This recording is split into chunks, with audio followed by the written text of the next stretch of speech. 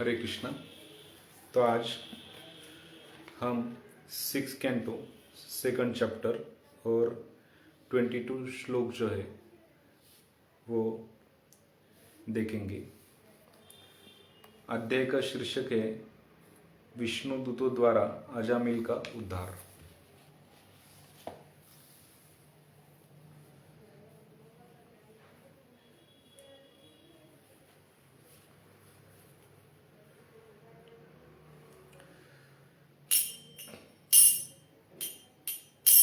जय राधा माधव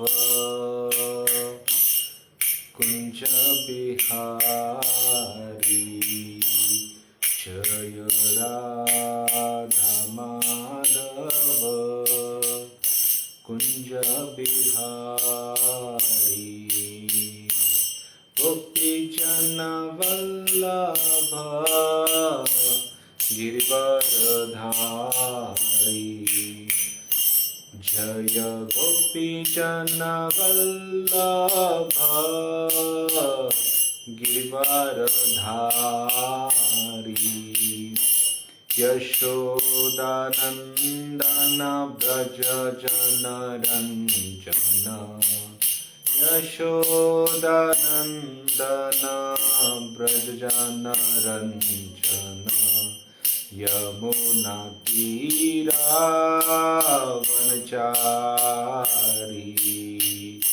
यमुना तीरावनचारी, जय राधा माधव कुंज बिहारी, जय राधा माधव कुंज बिहारी। हरे कृष्णा कृष्णा कृष्णा हरे हरे, हरे रामो रामो रामो हरे हरे, हरे कृष्णा कृष्णा कृष्णा हरे हरे, हरे रामो रामो रामो हरे हरे, हरे कृष्णा कृष्णा कृष्णा हरे हरे, हरे रामो रामो रामो हरे हरे, हरे कृष्णा कृष्णा कृष्णा हरे हरे, हरे रामो रामो रामो हरे हरे, जय राधा माधव राधे, जय राधा गोपीनाथ गोपीनाथ राधे, जय राधा निकुंज बिहारी निकुंज बिहारी राधे, जय जय प्रभुपाद।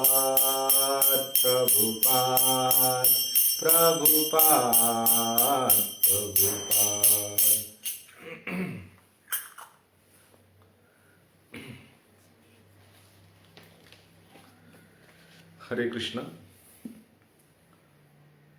स्कंद 6 अध्याय 2 और श्लोक क्रमांक है 22। द्विजः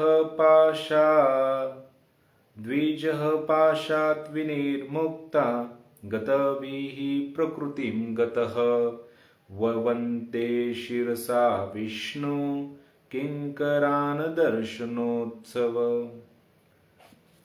शब्दशार्थ द्विज ब्राह्मण, पश्चात पाशातून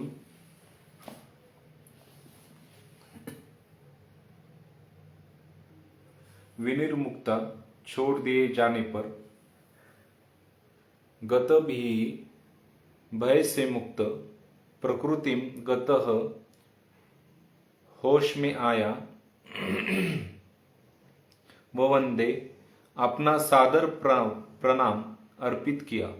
शिरसा अपना सिर झुकाकर विष्णु भगवान विष्णु के किंकरान सेवकों को दर्शनोत्सव उन्हें देखकर अति प्रसन्न। भाषांतर: यमराज के सेवकों के फंदे से छुड़ा दिए जाने पर ब्राह्मण अजामिल अब भय से मुक्त होकर होश में आया और तुरंत ही उसने विष्णु दूतों के चरण कमलों पर शीश झुकाकर उन्हें नमस्कार किया।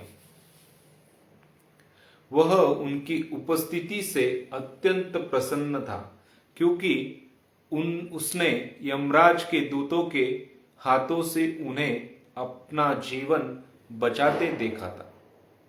तात्पर्य श्रील प्रभुपाद द्वारा: वैष्णव भी विष्णुदूत है क्योंकि वे कृष्ण के आदेशों का पालन करते हैं।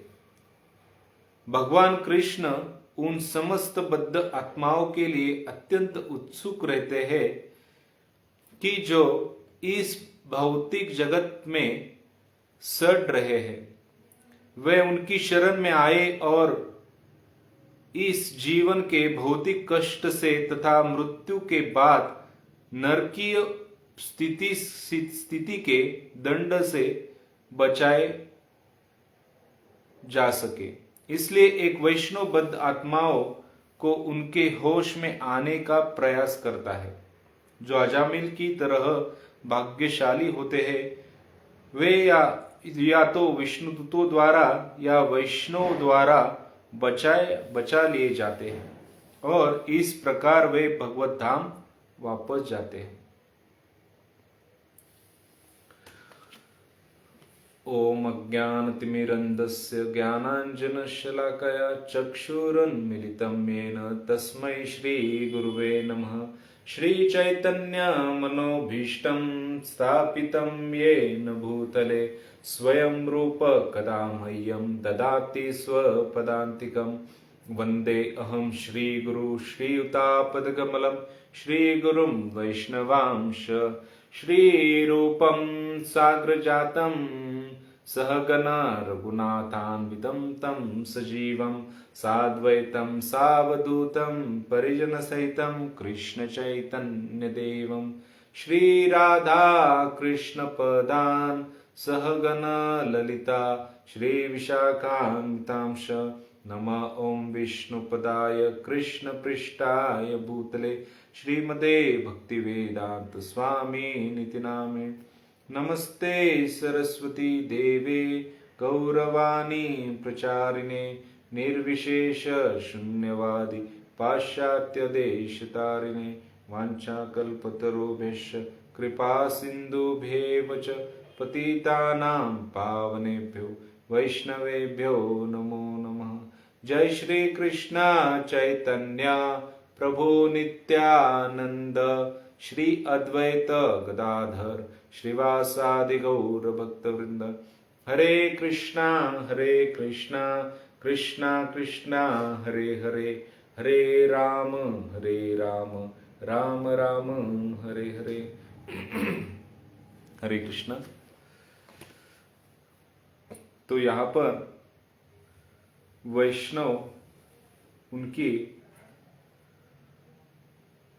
जो होते तो वैष्णव कैसे जो भौतिक कष्ट में अटके हुए जीवों को वो किस तरह उनका उद्धार करते हैं, यह तात्पर्य में श्रील प्रभुपाद बता रहे हैं कि वैष्णव, तात्पर्य फिर से पढ़ेंगे, वैष्णव भी विष्णुदूत है क्योंकि वे कृष्ण के आदेशों का पालन करते हैं।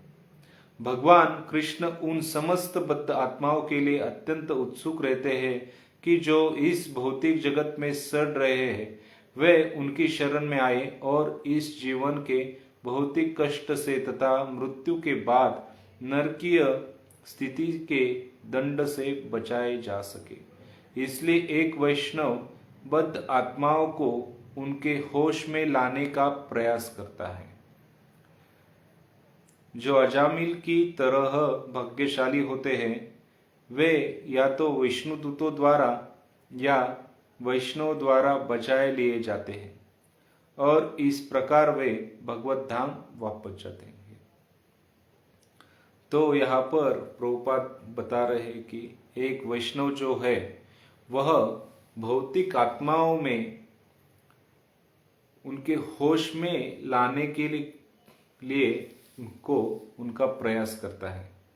जो बद्ध आत्माएं हैं उनको होश में लाने का, यानी भगवत भक्ति और भगवान के प्रति आसक्ति उत्पन्न हो, इसलिए वह वैष्णव जो है वह प्रयास करते हैं। तो शास्त्र में हम देखते हैं कि बहुत सारे ऐसे वैष्णव के उदाहरण हैं जिन्होंने बहुत जो निचले स्तर के व्यक्ति थे उनका उद्धार किया। जैसे कि नारद मुनि का आता है कि किस तरह उन्होंने मृगारी जो शिकारी था उसका किस तरह उनका उद्धार किया और उनको एक वैष्णव के स्तर पर लाके रखा। मृगारी जो था तो मृगारी जंगल में जो जानवर है उनको आधा मारता था और उसमें ही उसको बहुत आनंद मिलता था कि वो पशु जो है वो तड़फड़ रहे और इसमें वह आनंद लेता था। फिर नारद मुनि को जो है उसकी दया आई और उन्होंने उनको जो है उनके ऊपर कृपा की और उन्होंने कहा कि तुम अपने घर जाओ और घर पे अपने पत्नी और बच्चों से कहो कि मैं जो यह शिकार करता हूँ और जिससे तुम्हारा उदर निर्वाह होता है, और इस उदर निर्वाह में जैसे मैं आपको लाके देता हूँ वैसे ही जो पाप मुझ पे हो रहा है, जो पाप मैं कर रहा हूँ उसका भी आप भागीदार हो, तो आप वह पाप का भागीदार रहेगी क्या नहीं? तो उन्होंने तो नहीं कहा। तो फिर बाद में उन्होंने जो है नारद मुनि से भक्ति मार्ग के बारे में सुना और वह भी जो है वह भक्ति के मार्ग पर लग गया। और बाद में ऐसा हुआ कि बाकी के गांव के बाहर के गांव के जो लोग थे वह हर रोज कोई न कोई उस मृगारी को वह खाने के लिए लाके देता था। और बाद में जब कुछ वर्षों बाद जब नारद मुनि वहां पर आ रहे थे एक ऋषि के साथ, तो उन्होंने देखा कि वह मृगारी जो है वह नीचे जो चींटियां है उनको हटा रहा है और दंडवत करने के लिए जो बीच में चींटियां आ रही उनको हटा रहा है। तो वो उनके साथ जो ऋषि थे नारद मुनि के साथ वो उनको कह रहे कि ये क्या कर रहा है? तो वो कह रहे कि वह अभी इतना वैष्णव के स्तर पे आया हुआ है कि एक चींटी के मर जाने का भी वह उससे दूर कर रहा है, चींटियों को दूर कर रहे हैं। तो यह वैष्णव की कृपा जो है कोई किसी व्यक्ति पर होती है तो उसका जो है वो उद्धार होता है। तो यहाँ पर हम देखते हैं कि अजामिल जो है, अजामिल एक शुरू में जो है तो वह एक अच्छे परिवार में, ब्राह्मण परिवार में उसका जन्म हुआ था। उसके माता पिता जो थे वह भक्ति मार्ग में थे और फिर बाद में वह भी एक पूजा पाठ यह सब जो करता था। लेकिन जैसे ही वह एक वैश्य और एक नीच मनुष्य को एक दूसरे को आलिंगन देते हुए देखता है, तो उसकी जो मति है वह दो ये होती है, और फिर वह उनके प्रति, उस वैश्य के प्रति आसक्त होता है, और फिर बाद में उस वैश्य को घर में लाके वह जो कुछ मांग करती है वह वैश्य, उसको पूर्ण करने के लिए वह सब गलत कर्म जो है वह करता है, और इस प्रकार उसका जो है वह पतन होता है। उसका पतन होने के बाद वह अलग अलग गलत कर्मों में लग जाता है, जैसे कि दूसरे को चोरी करना और दूसरे से पैसे लेना, यह अलग अलग गलत कर्मों में लगता है। फिर वहाँ पर कुछ वैष्णव जो है उनकी कृपा उसके ऊपर होती है, क्योंकि उसने शुरू में, अपने जीवन के शुरू में एक भगवान के प्रति कुछ अच्छे कर्म किए थे, इसलिए भगवान जो है वह अजामिल के उदाहरण से हमें सिखाते हैं कि भगवान के प्रति किया गया थोड़ा भी कर्म जो है वह महान बहुत बड़े बड़े संकटों से हमारी रक्षा करता है। जैसे भगवत गीता में कहते हैं, भगवान कहते हैं कि नेहा विक्रम नाशोस्ति प्रत्यवायो न विद्यते स्वल्पम अप्यस्य धर्मस्य त्रायते महतो भयात। त्रायते महतो भयात यानी बड़े बड़े जो संकट है उनसे भगवान जो है हमारी रक्षा करता है। वैसे ही अजामिल बहुत ही पापमय कृत्य में लगा था, और उसका परिणाम जो है वह बहुत ही भयानक था। उसको नरक में स्थान मिलना, यह जो है वह एक फिक्स था कि वह उसको नरक में स्थान मिलेगा। इस अध्याय के पहले कुछ अध्यायों में नरक का उदाहरण आता है कि नरक जो स्थान है वह नरकान यानी एक नरक नहीं है, अलग अलग नरक है। जो भी हम पापमय कृत्य करते हैं उसकी शिक्षा, उसकी सजा भोगने के लिए अलग अलग नरक में वहां पर हमें एक शरीर दिया जाता है, उसे मृत्यु शरीर कहते हैं। और उस शरीर में जो दुख वेदनाएं होती है उस पाप को भोगने के लिए वह 100,000 गुना ज्यादा वेदनाएं होती है, वेदना शरीर उसे मिलता है। और अलग अलग नरकों में से अलग अलग पाप कर्मों के लिए अलग अलग नरक में जो है उसे जाना पड़ता है, और वह उसकी वहां पर मृत्यु नहीं होती, वो जो है वेदनाएं वहां पर सहन करता है, और उसको वह बहुत दुखमय परिस्थिति उसकी वहां पर होती है। तो वैसे ही अजामिल के ऊपर कुछ वैष्णव जो है उनकी कृपा होती है, और वह उसके घर पे उसके भी वह वैश्य पत्नी को कहते हैं कि इस बच्चे का नाम जो है वह नारायण रखो। और फिर बाद में अजामिल को वह सब वृत्तांत बताती है वैश्य कि वैष्णव ने जो है वह अपने बेटे का नाम नारायण रखने के लिए कहा है। तो इस तरह अजामिल जो है अपने बेटे का नाम नारायण रखता है, और फिर बाद में वह अजामिल उसको उस वैश्य से 10 पुत्र हुए थे, और यह नारायण जो था वह सबसे छोटा था। और वह नारायण उसको बहुत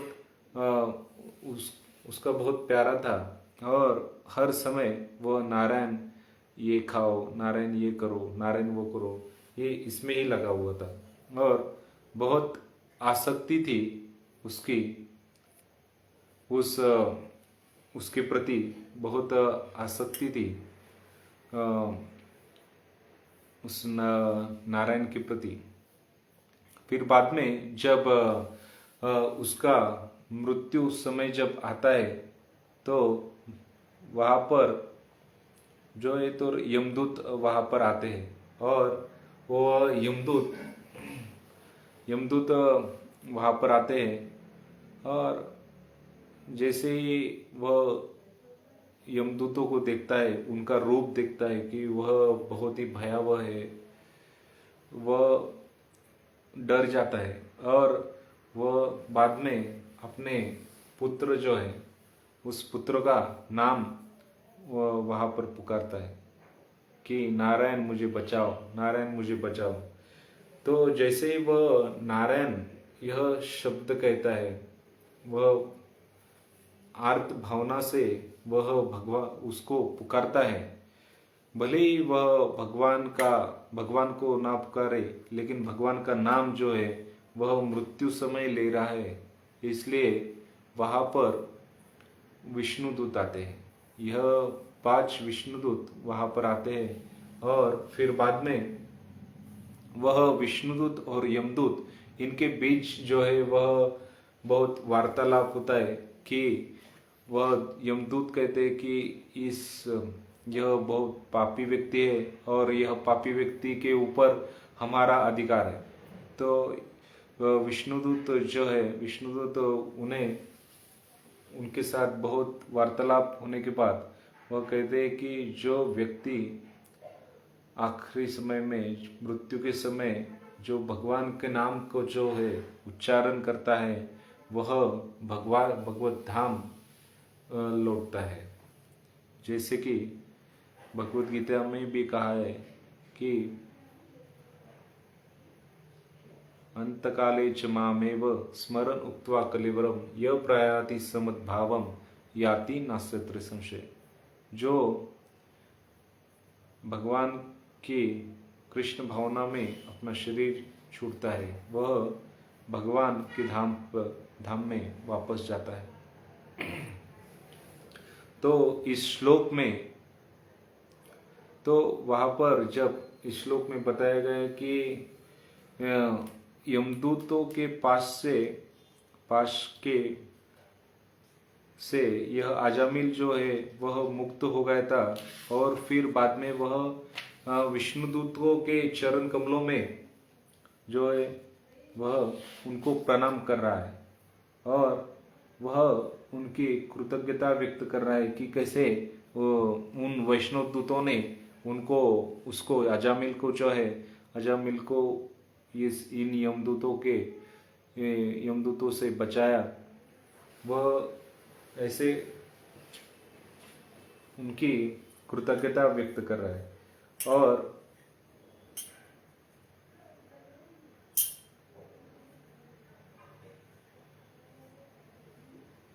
जैसे ही वह उनको कुछ कहने के लिए कहना चाहता है, तो वह विष्णुदूत जो है वो भी वहां से निकल जाते हैं। फिर बाद में उस अजामिल को समझ में आता है कि मैंने मेरे जीवन में जो है वह बहुत पापमय कृत्य किए, और इस पापमय कृत्य करने से मैं नरक में यमदूत मुझे लेने आए थे, लेकिन भगवान की कृपा मुझ पे हुई, और उन वैष्णव दूतों के कारण मुझे आज यह फिर से जो जीवन है वह मिला है।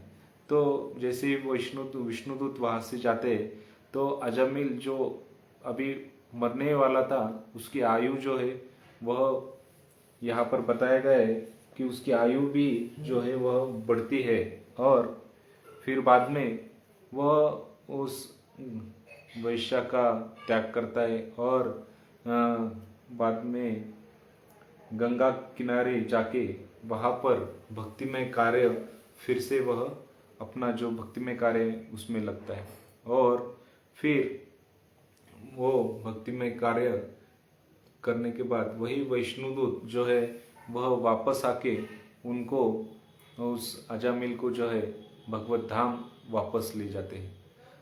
तो अजामिल की यह जो कथा यहाँ पर है, तो उनसे अजामिल के जीवन से हम सीख सकते हैं कि ये जो भगवान ने हमें यह जीवन दिया है, वह अगर हम पापमय कृत्य में लगते हैं तो हमें नरक की यातना भोगना पड़ेगा। और फिर दूसरी चीज जो हम यहाँ पर अजामिल के जीवन से सीखते हैं कि ये भगवान अपने भक्तों पर हमेशा कृपा जो है वह बनाए रखता है। जैसे कि अजामिल ने युवा अवस्था में भगवान की भक्ति में लगा हुआ था, और लेकिन बाद में उसका पतन हुआ, फिर भी भगवान ने उसको जो है वह अपनी कृपा का वर्षाव उस पर किया और उसको भगवत धाम वह वापस ले गए। वैसे ही यहाँ पर कहा गया कि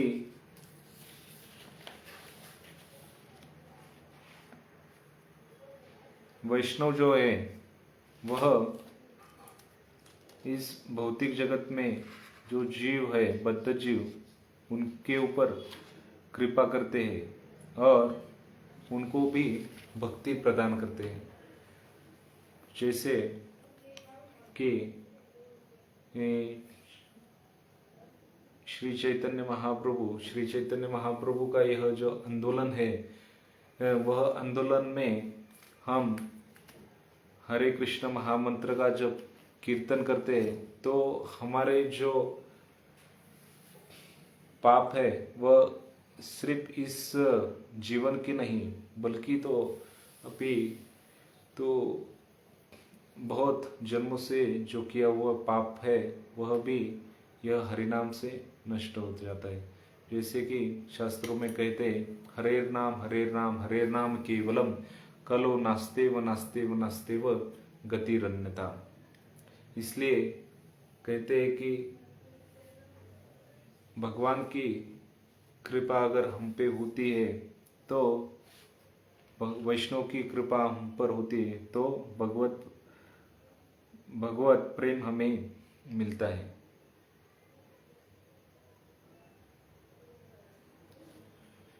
और प्रभुपाद भी जो है 60 साल के आयु में जो अमेरिका में गए थे, तो उन्होंने भी एक वहाँ पर जो बद्ध जीव थे उन बद्ध जीवों पर वहाँ पर कृपा करके उनका भी उद्धार किया और उनको भी हरिनाम जो है हरिनाम देकर उनको एक वैष्णव बनाया। वैसे ही शास्त्र में जो अलग अलग उदाहरण आते हैं, तो एक उदाहरण आता है 9वें स्कंद में रंती देव उनका, कि रंती देव जो थे वह एक महान भक्त थे।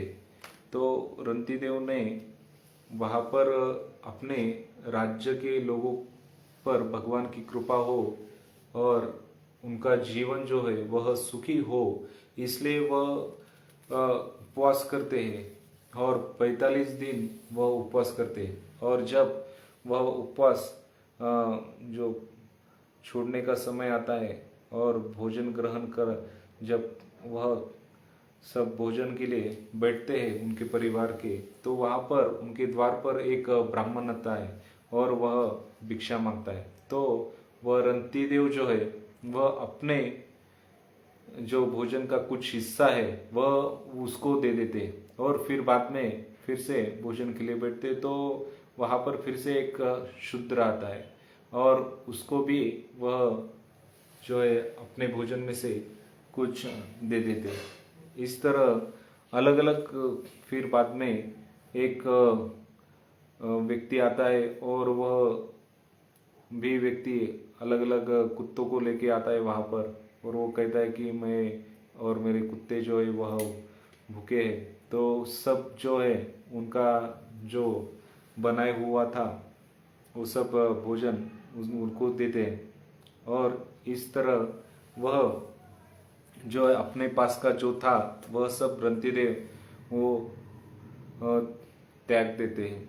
और फिर बाद में उन्हें समझता है कि यह जो उनके द्वार पर जो जो आए थे वह ब्रह्मा विष्णु और महेश थे, वह उनकी परीक्षा लेने के लिए आए थे। फिर बाद में वह उनको कुछ वर मांगने के लिए कहते हैं। तो वह कहते हैं कि मुझे न तो किसी अष्ट सिद्धियों की आवश्यकता है, न किसी अष्ट सिद्धियों की इच्छा है, न ही मुझे इस जन्म चक्र से आप बाहर निकाले इसकी मनोकामना है। मुझे तो सिर्फ यह इच्छा है कि जो लोग यहाँ पर दुख भोग रहे हैं वह लोगों का दुख मुझे मिले और वह सुखी हो जाए। तो देखिए कि कैसे वह रंतिदेव जो है वह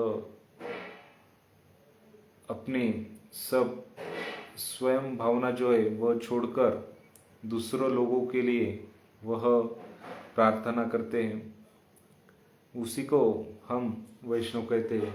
जैसे कहा जाता है कि वैष्णव जन तो तेने कहे पर दुख जाने रे। ऐसे ही श्री चैतन्य महाप्रभु का जो अवतार है वह करुणादायी अवतार है। उनकी कृपा के बिना हमें भक्ति जो है वह भक्ति में प्रगति होना यह असंभव है। इसलिए कहते हैं कि श्री कृष्ण चैतन्य प्रभु दया कर मोरे, तुम बिन के दयालु जगत संसारे। तो नारद मुनि का भी यहाँ पर उदाहरण आता है कि नारद मुनि ने कैसे नल कुबेर और मणिग्रीव जो है उनका उद्धार किया और भगवान की जो लीलाएं उनके वह साक्षी बने। वैसे ही नारद मुनि ध्रुव महाराज के ऊपर कृपा करते हैं, प्रहलाद महाराज के ऊपर कृपा करते हैं। तो वैष्णव जो है वह सबके ऊपर जो है कृपा करके उन्हें भक्ति मार्ग में लाने के लिए उनका बहुत उनको प्रयास करते हैं।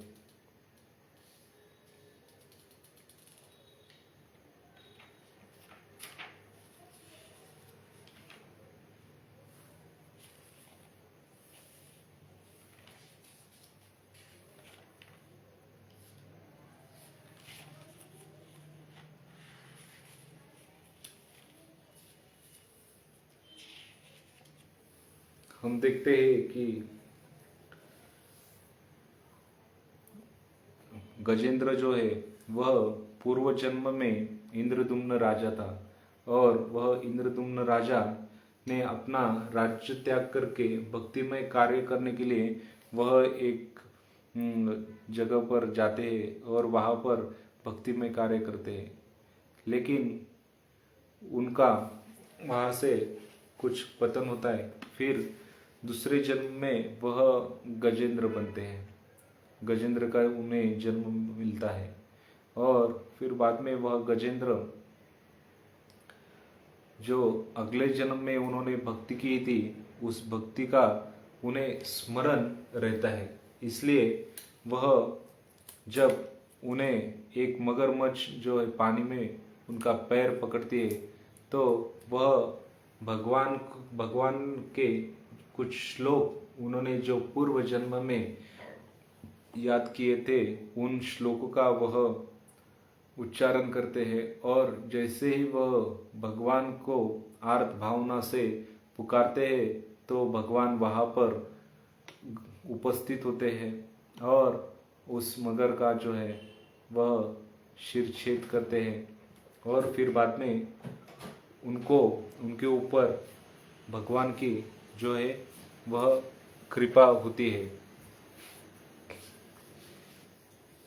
और फिर बाद में उनको भी वहाँ से उस गजेंद्र के शरीर से उनको मुक्ति मिलती है।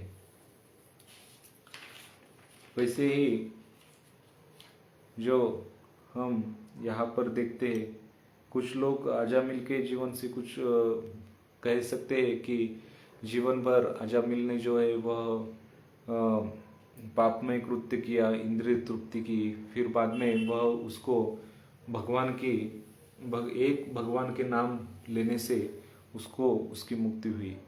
तो अगर हम वैसा किए तो यहाँ पर एक तात्पर्य में प्रभुपाद कहते हैं कि हम अगर इस तरह भगवान जीवन भर इंद्रिय तृप्ति में लगे रहे और फिर बाद में भगवान का नाम लेते हैं, तो वह एक तो असंभव है कि मृत्यु के समय हमें भगवान का स्मरण होए, लेकिन यह एक नाम अपराध भी है कि नाम 10 नाम अपराध में आता है कि नाम के बल पर पाप करना। यह नाम के बल पर पाप करना यह एक नाम अपराध होगा।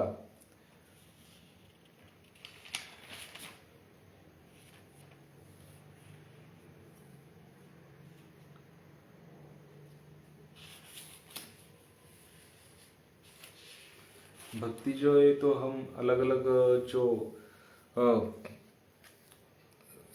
भक्ति के अलग अलग आदान प्रदान करने के स्तर है, जैसे कि शांति रस, शांत रस, दास्य रस, साख्य रस, वात्सल्य रस और माधुर्य रस। इन अलग अलग रसों से हम भगवान से आदान प्रदान करते हैं। जैसे कि वात्सल्य रस में माँ यशोदा भगवान से जो है वह प्रेम में आदान प्रदान करती है, और हम देखते हैं कि कैसे दामोदर लीला में भगवान जो है जो भगवान बहुत बड़े तपस्वी, उनसे भी जो उनके ऊपर भी उनकी इतनी कृपा नहीं होती जैसे यशोदा माई की कृपा उनके ऊपर हुई, और उनके प्रेम में भक्ति से भगवान जो है वह बन गए। तो भगवान जो है वह प्रेम में भक्ति करने से ही हमारे ऊपर कृपा करते हैं। और शास्त्र में कहा जाता है कि नाम चिंतामणि कृष्ण चैतन्य रस विग्रह पूर्ण शुद्ध नित्य मुक्त अभिन्नाम न नामिनो। जैसे कि कृष्ण नाम जो है चिंतामणि स्वरूप है और रस विग्रह है, और जो भी उनका नाम है वह उनसे भिन्न है। भगवान का नाम जो है वह भगवान से भिन्न है। इसलिए हमें भगवान के नाम रूप गुण लीला इनका हमेशा जो है वह स्मरण करना चाहिए, जिससे कि हम भगवान की कृपा प्राप्त कर सके। तो यहाँ पर हम रुकेंगे। हरे कृष्ण।